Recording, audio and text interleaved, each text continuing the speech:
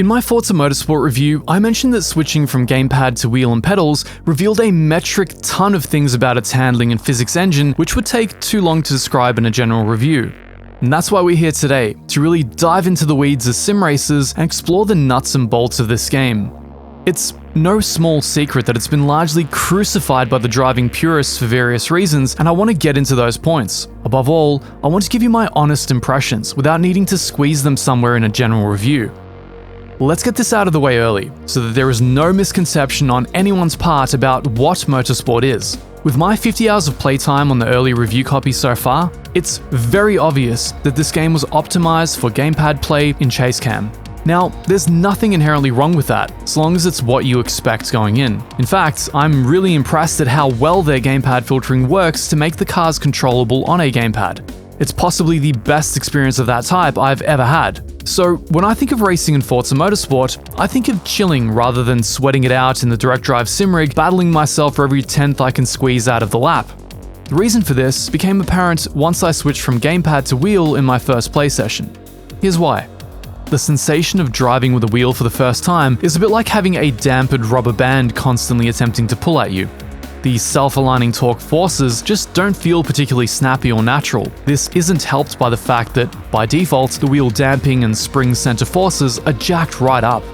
I spent quite a while attempting to dial in usable force feedback, several days in fact. This led to my force feedback guide linked here and in the description below. I've had hundreds of people reach out so far saying this guide had a transformative effect on their experience with Forza Motorsport. In fact, it stopped some who were on the verge of refunding the game.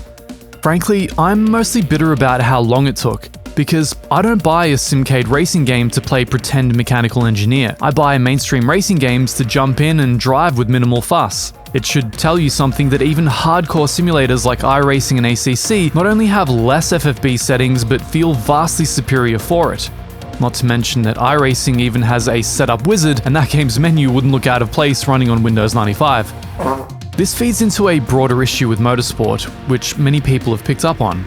The game, frankly, feels half-baked, as if it needed another year in the oven before seeing release. You can verify this by the metric ton of bugs, crashes, progression blockers, and overall weirdness the game exhibits. This is before we touch on the exceptionally spotty quality of the content. Some cars look and drive great, while others look, drive, and sound like they were ported from the original FM1. One thing it's very clear that this game was not is built from the ground up. That marketing tagline has been hovering all over it like a bad smell ever since release, and it's so much worse now that the community is picking up on the fact that it's completely untrue. There is so much discordance here. For instance, the game's narration tells you that Spa-Francorchamps was recently resurfaced with new asphalt and should provide great grip. Yet, the track model itself doesn't visually represent any of the major structural changes made to it recently.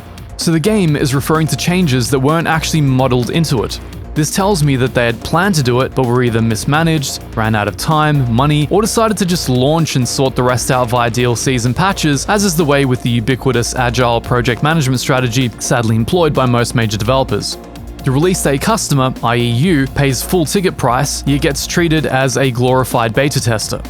I'm not even close to done with listing its launch day issues, by the way. If you've seen any of my recent streams of the game, you'll know how utterly insane the AI is. I exclusively played with maximum realism, with the AI set to its best, and was often still treated like a bumper car. If not blasted off the track by a car that simply didn't acknowledge my existence, I'd be brake checked on critical apexes multiple times where I couldn't possibly slam my brakes without losing control of the car. And this is common. This happened during most races. Somebody okayed this. They said that the game was in a releasable state when this was the regular driving experience. Full price, plus launch day DLCs, and an Ultimate Edition.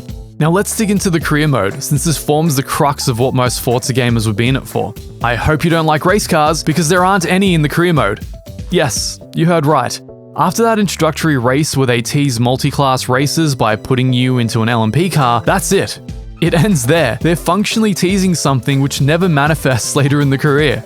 Everything is a monotonous grind of the new CarPG system to slog out levels and slowly tune the vehicle you're using for any given cup. It's exclusively focused around road cars, and the progress is unbelievably slow. Not only this, but the game makes it appear as if the player needs to grind out 2 to 3 practice laps before every event in order to start racing, because the skip practice option is buried in the exit menu.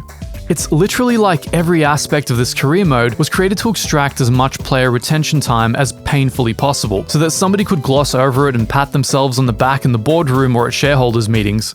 It's like they began creating a mobile game, then pivoted halfway through and decided they wanted it featured on mainline consoles after all. It's the only thing that could possibly explain a grind this monotonous. As this is a sim racing channel, I drive a lot of virtual race cars, which clearly aren't a great focus here. Driving them, the first thing which stands out is the proclivity of aero-laden GT cars to drift, no matter the speed, a thing these cars are notoriously not set up to do in the real world. There is a profound disconnect between the rear of the car and the front, leading to the rear coming around on you more often than you might like and putting you into a slide. The problem with sliding is that it feels really overemphasized. The cars seem to move laterally way too much, so as soon as you induce oversteer, you're wasting precious time. Even race cars end up driving this way, with the rear coming loose while one would expect the aerodynamics package to keep them glued to the road.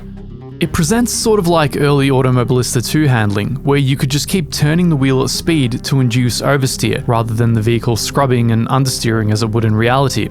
It's really unnatural, especially in race cars.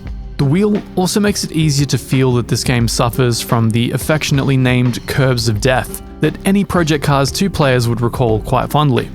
Anytime you load the tires on a curb, whether it's heavy braking or acceleration, the grip almost completely gives out, which makes it very difficult to use curbing in heavy braking zones or accelerating out of corners, even when the track is bone dry.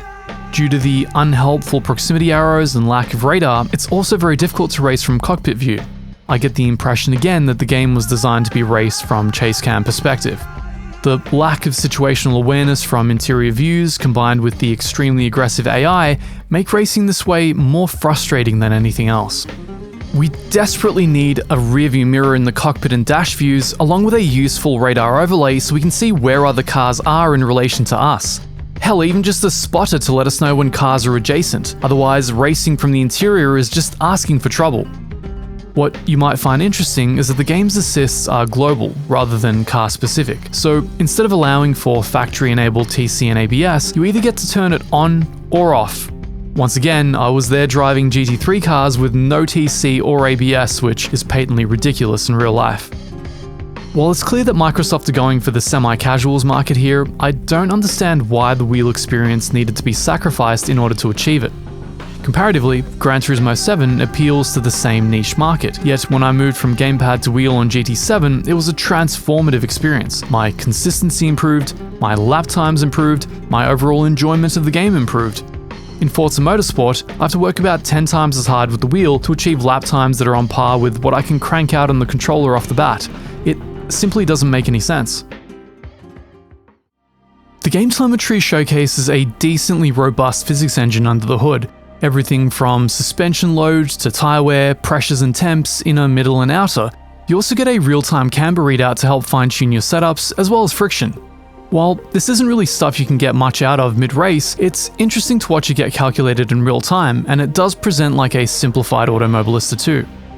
The Builders Cup career mode races are generally so short that you can't truly appreciate much, if any of this. The longer tracks will tend to cap out at 4 laps, while the shorter ones might get up to around 8 or so.